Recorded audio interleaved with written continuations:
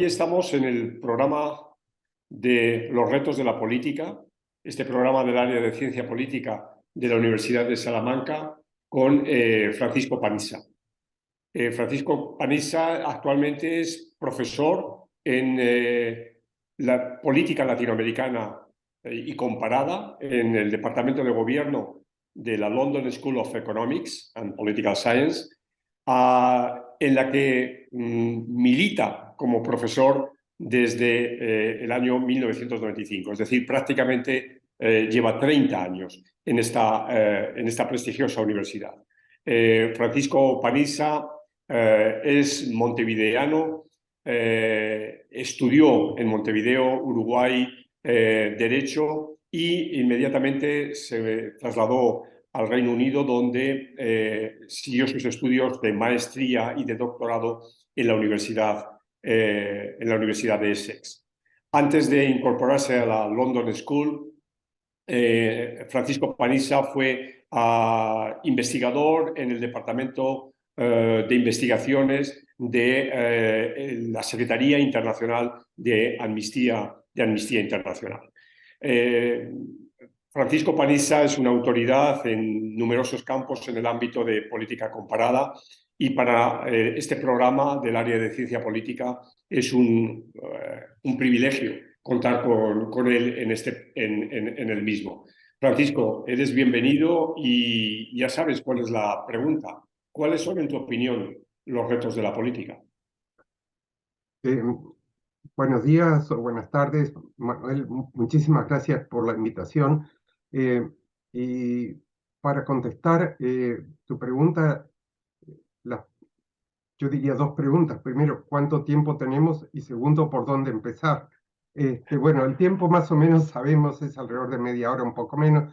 ¿Y por dónde empezar? Bueno, voy a empezar por citar a un politólogo argentino que creo que tú lo conoces, Manuel, Andrés Malamud, que trabaja en Lisboa, que hace poco escribió yo lo leí en Facebook realmente, un artículo precioso, muy cortito, que decía: en América Latina es muy fácil ganar las elecciones y muy difícil gobernar. Y creo que esa cita de Manuel sumariza lo que yo creo que son los problemas de la política en América Latina. Entonces, déjame empezar porque es muy fácil ganar. Y creo que en eso tenemos cosas buenas y malas, y las dos cosas están conjuntas. ¿Cuáles son las cosas buenas? Bueno, Adam Dworkin dijo algo de la democracia que puede ser incompleto, pero que me parece que apunta muy bien a muchas cosas, que dice: democracia es un régimen en el cual los gobiernos pierden elecciones. Y bueno, en América Latina, en los últimos 10 años más o menos, los gobiernos han venido perdiendo elecciones en serie y en serio. Y uno diría, bueno, eso es bueno, por lo menos a ese nivel la democracia en América Latina funciona. Eso significa que los sistemas electorales, ningún sistema electoral en el mundo es perfecto.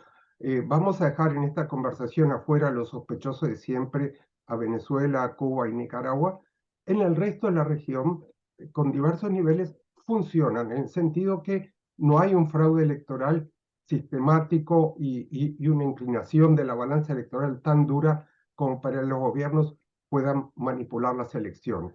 Y segundo, los resultados electorales se respetan. De vuelta fuera de los sospechosos de siempre, los gobiernos aceptan las derrotas electorales. Tuvimos un problema ahí en Brasil, pero aún en Brasil el gobierno no tuvo fuerza como a suprimir el resultado electoral.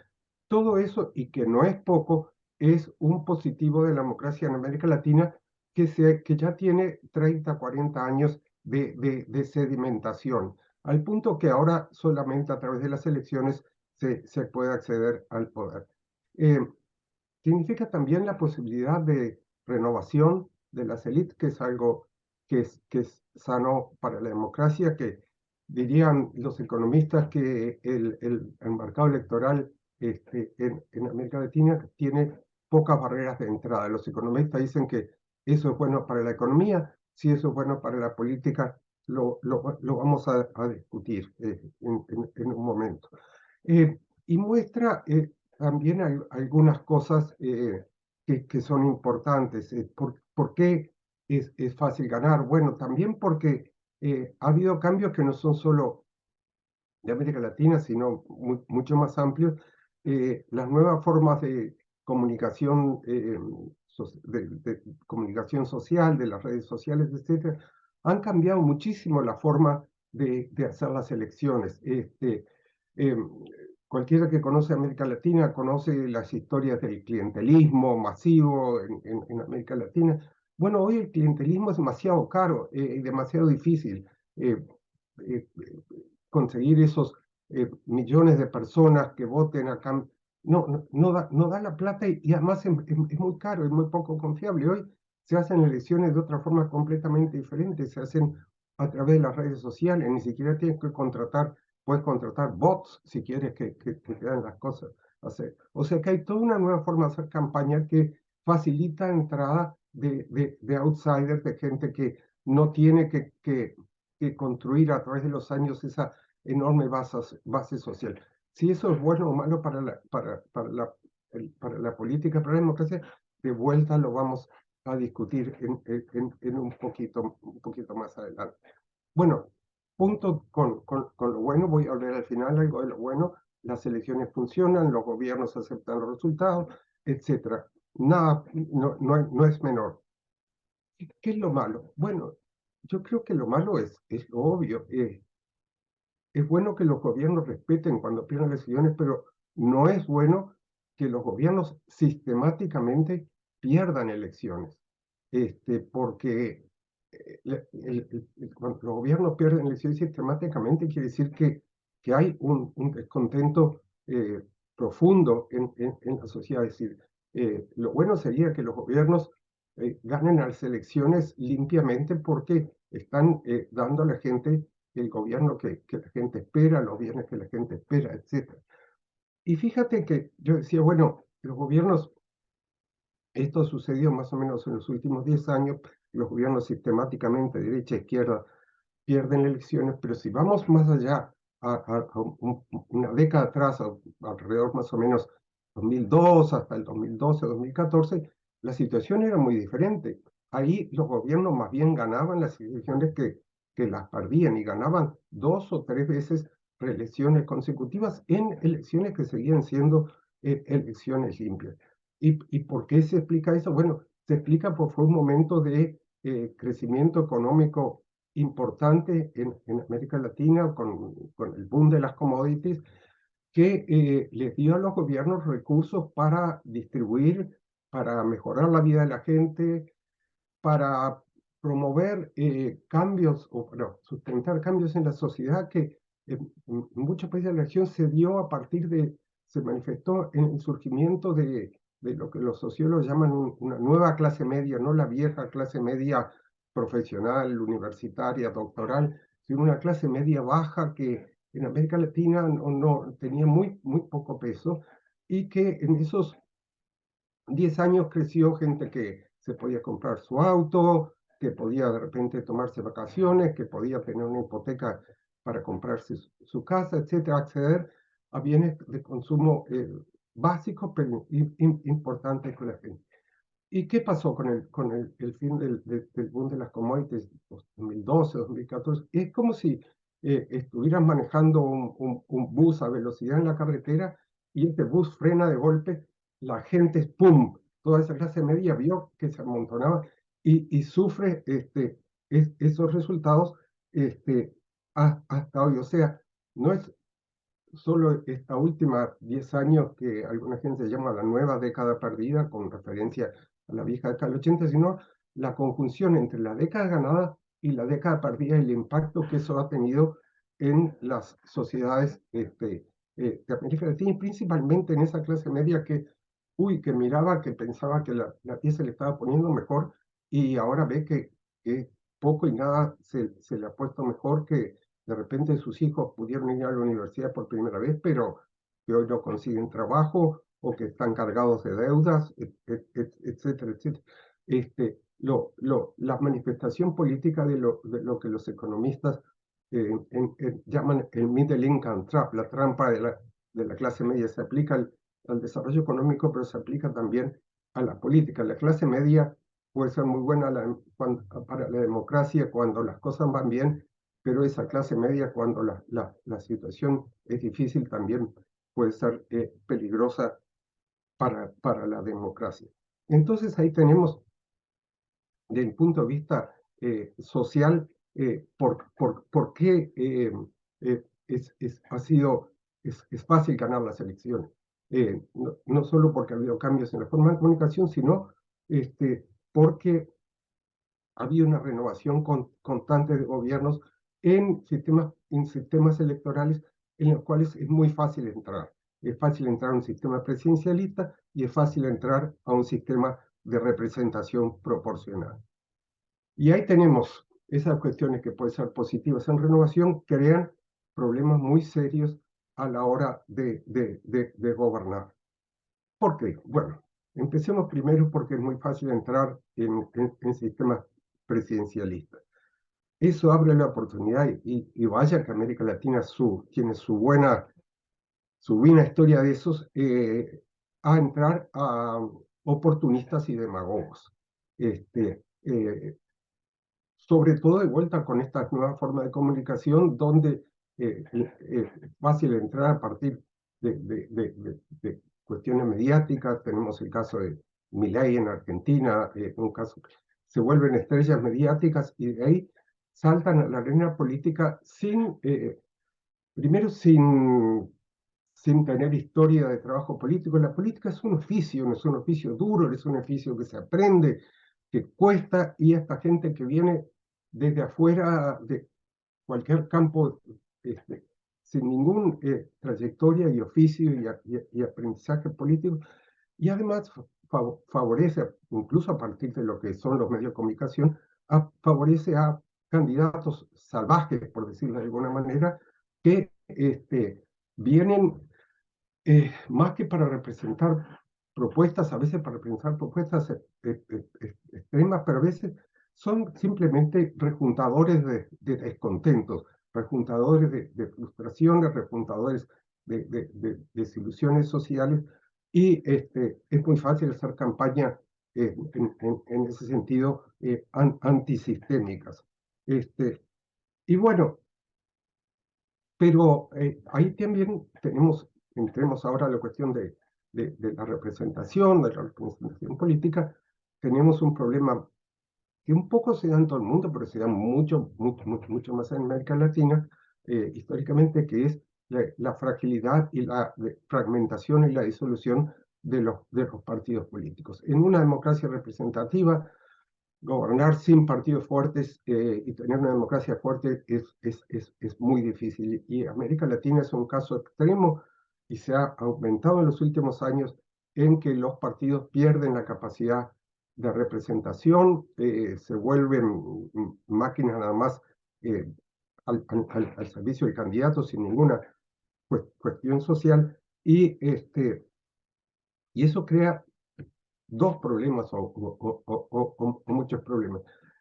Primero, parlamentos sumamente fragmentados, entonces estos candidatos advenedizos o salvajes como llegan y se encuentran, y los no tan salvajes, vamos a decirlo también, porque mira lo que le pasó a Boric en Chile y otros. Se encuentran que no tienen mayoría en el Parlamento, y a veces tienen sus partidos, si existen, tienen minorías, representaciones parlamentarias muy minoritarias. Y la segunda cosa, y de vuelta al referido a los aprendizajes y al oficio de la política, los partidos también proporcionan a los presidentes cuadros para el gobierno, cuadros técnicos, cuadros operadores políticos que los presidentes sin partidos no tienen. Entonces, tenemos varios escenarios ahí dependiendo de los partidos, dependiendo de los países. Tenemos sí la posibilidad de hacer coaliciones, pero eso ya lo había estudiado muy bien Juan Liz hablando de los problemas de las coaliciones en el presidencialismo.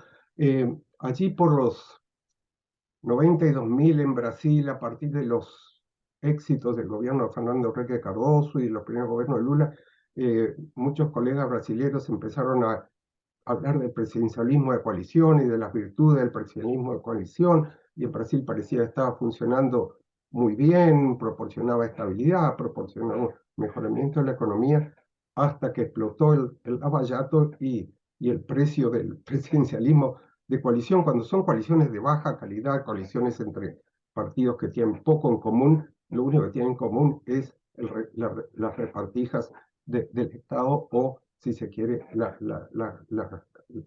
en fin, otras cosas peores, la corrupción. Entonces eso es una posibilidad si no hay presidencialismo de coalición, si no hay mayorías parlamentarias.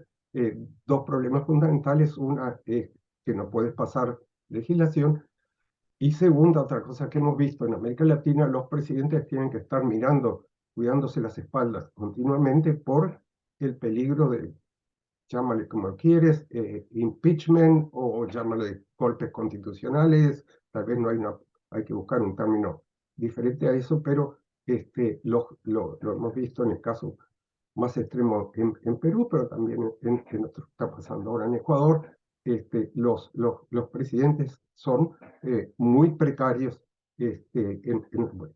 Y entonces, presidentes que llegan sin espalda política y llegan a partir de los descontentos de la opinión pública, están absolutamente a merced de la opinión pública. Y creo que ahí, en términos de la opinión pública en América Latina, cabía recordar lo que aquella precioso artículo de Albert Hirschman: las posibilidades son exit, voice and loyalty, el largarse, el gritar y la lealtad. Y lo que tenemos en América Latina, un poco por la situación económica, por otras cuestiones, mucho exit, gente que se manifiesta en muchas formas, desde las inmigraciones masivas, etcétera.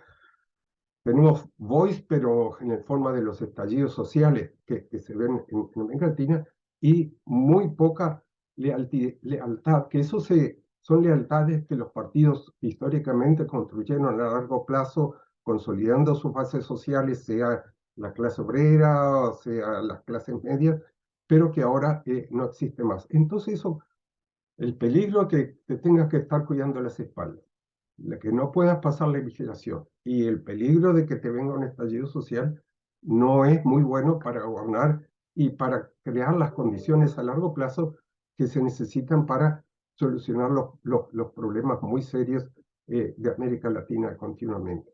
Y esos problemas, yo diría que hay algunos de ellos que es muy difícil para cualquier gobierno de cualquier signo político el afrontarlos. Y de alguna manera son problemas que ni siquiera son internos, vienen de alguna manera de afuera. Y yo diría, bueno, en el caso de la situación económica, países que somos en América Latina dependientes del vaivén de las commodities, los precios de las commodities son completamente de afuera. Agreguémosle ahora la cuestión de la pandemia, y lo otro que es cada vez más, casi lo más importante, es la violencia asociada, no exclusivamente, pero en muchas medidas asociadas a un narcotráfico que está expandiéndose, esa violencia, absolutamente por toda América Latina. Antes decía, bueno, eso era un problema ya de América Central, o es un problema de Colombia. Ahora tenemos países que se suponía que eran países seguros o relativamente seguros: el caso de Chile, el caso mismo de Uruguay, de mi país, con aumentos exponenciales de la inseguridad pública, de los homicidios, y muy difícil para los estados el asegurarse lo que es su cuestión fundamental, que es el monopolio de la violencia. Se vuelven a vuelta citando a O'Donnell, a esas zonas grises o marrones en las cuales el Estado no ejerce el control, y no es solo el control de la violencia, el control social, la regla del juego, se vuelven ingobernables. Entonces, creo que esas son las tribulaciones de la política que hace muy difícil gobernar América Latina. Y déjame para un poco ir redondeando estas cuestiones, después tal vez podemos conversar un poco más, porque quién mejor para conversar con esto que contigo. Estamos hablando de estas situaciones y hablamos de las cuestiones de los últimos 10 años, todas estas que han acentuado cosas que venían bastante más de atrás. Y yo diría que atrás de todo esto y en un pasado que ya va bastante más para atrás, hay problemas estructurales muy serios en América Latina, porque el estancamiento económico relativo de América Latina no es de los últimos 10 años, es de larga trayectoria, de los últimos 20, 30, 40 años, con picos de crecimiento, pero la cuestión subyacente es un crecimiento económico poco sustentable, un crecimiento económico bajo basado la base del crecimiento económico es la productividad, y el aumento en la productividad en América Latina es el más bajo del mundo en desarrollo, fuera de África.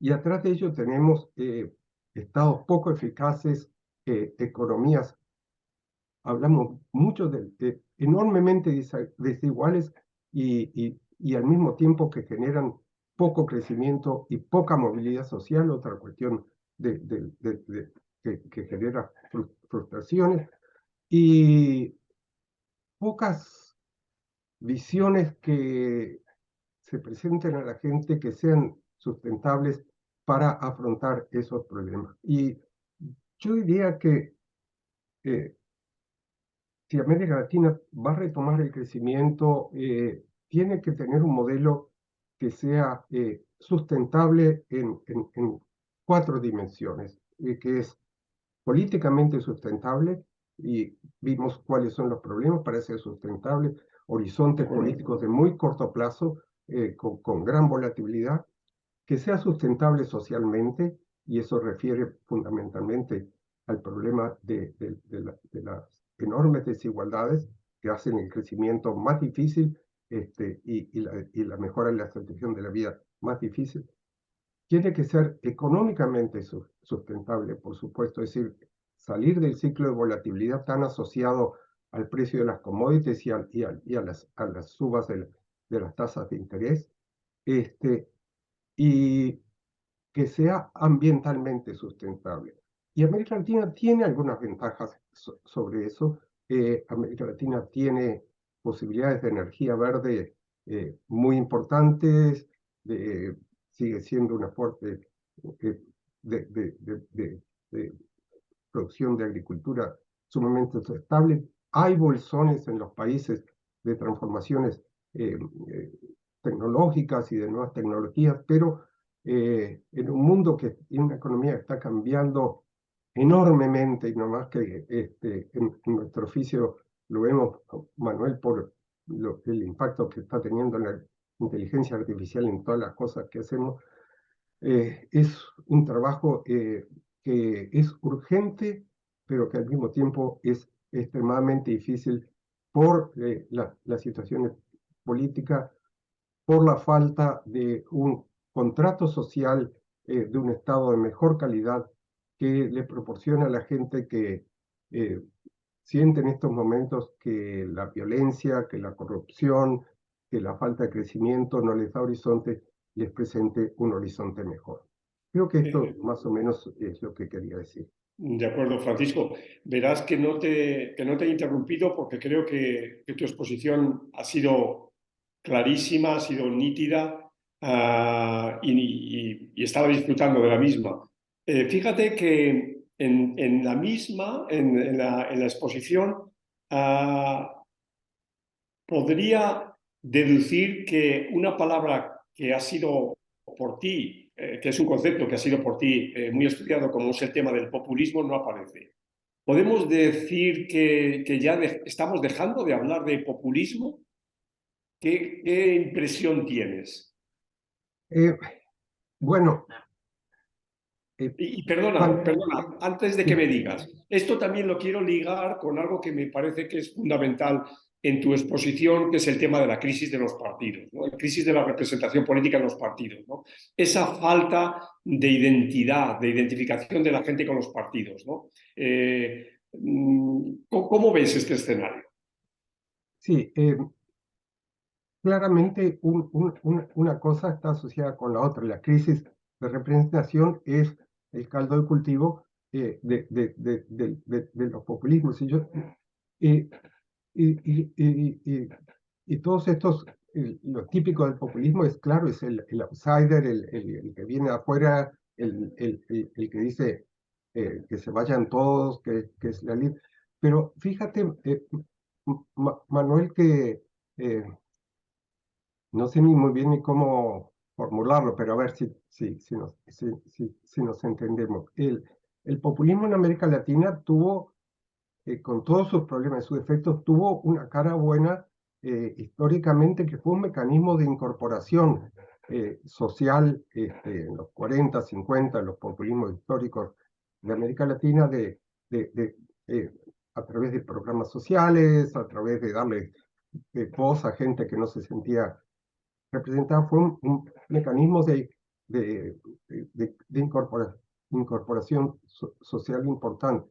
Creo que ese populismo bueno en América Latina ya no existe. Lo que quedamos es con esos outsiders o esos candidatos salvajes que lo que ofrecen poco en el sentido de incorporación social, de enfrentar los problemas reales de América Latina. Entonces, en un momento en que existe tanto descontento y tanta frustración, sí, claro, el caldo de cultivo del populismo, que siempre ha existido en América Latina, pues son problemas históricos, existe siempre, pero creo que el populismo cada vez menos es capaz de dar respuestas que se necesitan partir de la creación. Y bueno, tal vez de vuelta, déjame ponerme mi camiseta de uruguayo. No es, creo que no es por casualidad que casi el único país de América Latina donde existe un sistema de partidos sólidos, es Uruguay, es el país donde el populismo no ha conseguido levantar cabeza. Totalmente de acuerdo. Bueno, pues Francisco, muchísimas gracias por tu presencia en el programa de los retos de la política. Ha sido un placer escucharte. Seguimos en contacto y seguro que tendremos otra nueva oportunidad. Muchas gracias. Muchísimas gracias por tu invitación, un placer.